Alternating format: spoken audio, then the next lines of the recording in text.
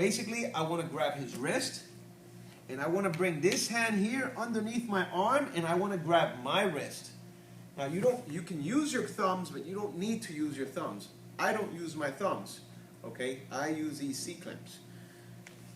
The problem that you're going to have here when you grab this wrist is trying to reach your wrist with your hand.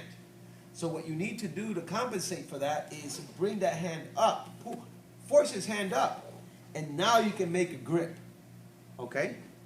Now from here, I'm going to lift this shoulder up and I'm going to point the bottom hand away.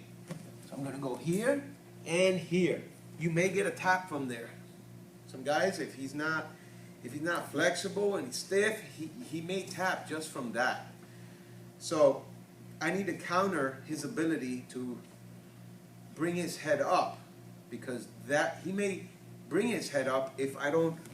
When I do this move, he'll sit up, and that's a problem because, matter of fact, I saw this in the UFC in a fight where the guy caught the other fighter here in this move here, and he was tapping right from this position without putting a counter pressure to stop his head from coming up, and it worked. I'm not saying that it won't work. The problem is that the guy can sit up if you don't stop his head from coming up when you apply this move. And general person out on the street, when you start applying pressure to them, they're going to look for the direction of the least resistance, and in this case it would be sitting up. So the bad guy in the street, if you're applying this in a street fight, the guy may just sit up and you're going to lose the move. I'm here and I'm applying it and he just sits up and you're losing the move, and now you have a guy on top of you. That's bad. It's also bad if you're doing it on somebody that knows one of the defenses to this and sees that you're not blocking his head, and he sits up and he turns it from a Kimura into an armbar on me. I'm here, I apply this, he follows me up, I maintain it, he steps around, falls right into an armbar. Okay?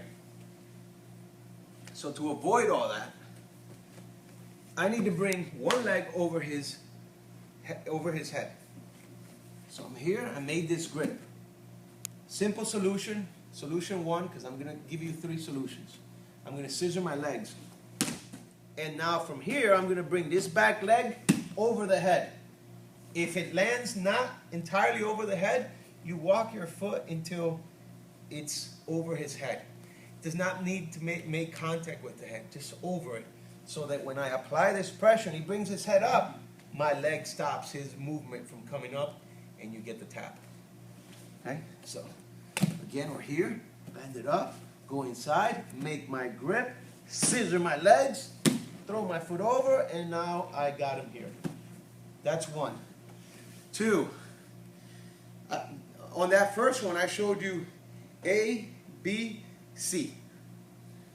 On this next one, some people are not so flexible or agile on their hips.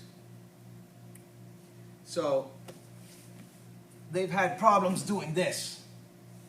So we came up with another solution, and that is just bring the front foot over the head and walk it in, and you're going to get the same effect. You're going to catch it. It's one big step. So instead of going A, B, C, you go directly from A to C.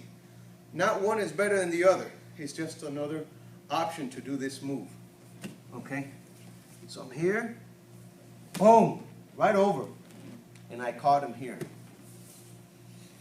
Now, throughout my years of training Jiu-Jitsu, I've also played with the move and figured out that there's another way, that at least a way that I've used a couple of times, and it works for me. I don't bring a leg over the head. What I do is I shift my body almost to a north-south position, but I'm off at an angle. So what I mean is I'm here, I shift my body here, and the side of my rib cage is pressing against his face. So my body is stopping his chest and his face from sitting up. From here, I can catch him.